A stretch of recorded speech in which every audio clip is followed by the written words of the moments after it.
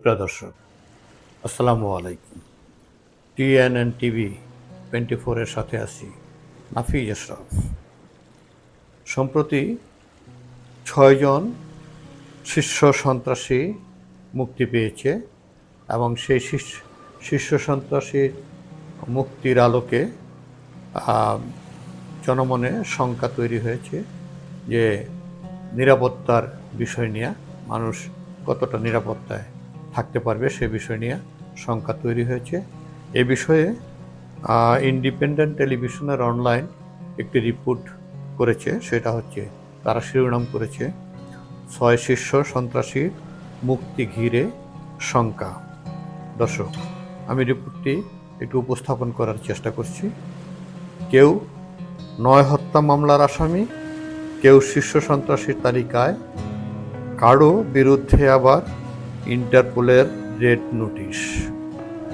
সম্প্রতি এমন 6 আসামির জামিনে মুক্তিতে তৈরি হয়েছে মিশ্র প্রতিক্রিয়া। আইনশৃঙ্খলা পরিস্থিতির অবনতির সংখ্যা বেড়েছে। বিশ্লেষকদের মনে তাদের ওপর কড়া নজরদারি করা প্রয়োজন বলে মন্তব্য করেছেন বিশ্লেষকরা। গেল 5 আগস্ট আওয়ামী লীগের নেতৃত্বাধীন সরকারের পতনের দিন হামলা হয় অন্তত 500 থানায়, লুট হয় অস্ত্র, গোলাবারুদ, খোয়া যায় SSF-এর অস্ত্র। এর বেশিরভাগই উদ্ধার হয়নি। এরই মধ্যে শীর্ষ সন্ত্রাসীদের কারামুক্তি এসেছে বড় আলোচনায়। 5 আগস্ট সরকার পতনের পর শেখ হাসিনা যখন পালিয়ে চলে যান, তখন বাংলাদেশে অন্তত 500 থানায় হামলা হয়েছে এবং সেই 500 থানা অস্ত্র লুট হয়েছে এবং সেই অস্ত্র লুটের মধ্যে এখনো পর্যন্ত অধিকাংশ অস্ত্রই রয়ে গেছে যা উদ্ধার করতে পারেনি বা উদ্ধার হয়নি। এমনকি সেই দিন SSF যারা প্রধানমন্ত্রী নিরাপত্তায় ছিলেন, যে সমস্ত সৈনিকেরা, তাদের অস্ত্র লুট করে নিয়েছে, সেগুলোও এখনো পর্যন্ত উদ্ধার হয়নি। গত 3 সেপ্টেম্বর জামিনে মুক্ত হন 1997 সালে গ্রেপ্তার 9 হত্যা সহ 22 মামলার আসামি শেখ আসলাম ওরফে সুইডেন আসলাম। 14 আগস্ট মুক্তি দেয়া হয় হত্যাসহ 8 মামলার আসামি সাজিদুল হাসান ইমনকে। 13 আগস্ট মুক্তি পাওয়া আব্বাস আলী ওরফে কিলার আব্বাসের নামে রয়েছে 6 হত্যায় 6টি হত্যাসহ 10টি মামলা রয়েছে এই কিলার আব্বাসের বিরুদ্ধে, সেও মুক্তি পেয়েছে।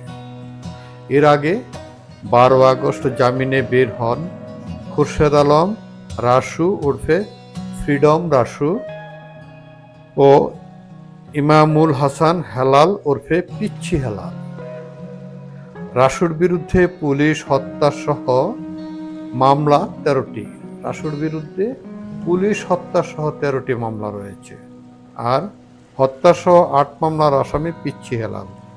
হত্যাসহ আরও 8টি মামলা আসামি হচ্ছে পিচ্ছি হেলাল।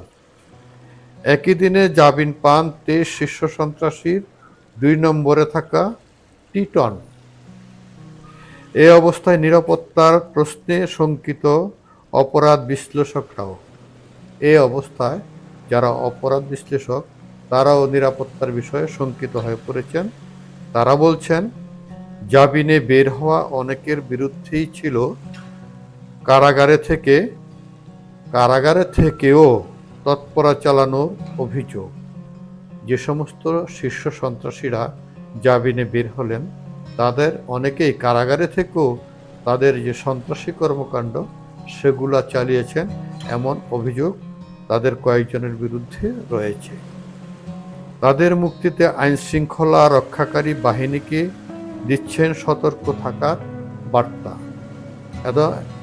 আইনশৃঙ্খলা রক্ষা বাহিনী তাদেরকেও সতর্ক থাকার বার্তা দিয়েছেন কর্তৃপক্ষ। সমাজ ও অপরাধ বিশ্লেষক ডক্টর তৌহিদুল হক বলেন, জামিনে শীর্ষ সন্ত্রাসীরা মুক্তির পর যদি তারা নজরদারিতে না থাকে তাহলে তারা আবার অপরাধ প্রবণতায় জড়িয়ে পড়তে পারে।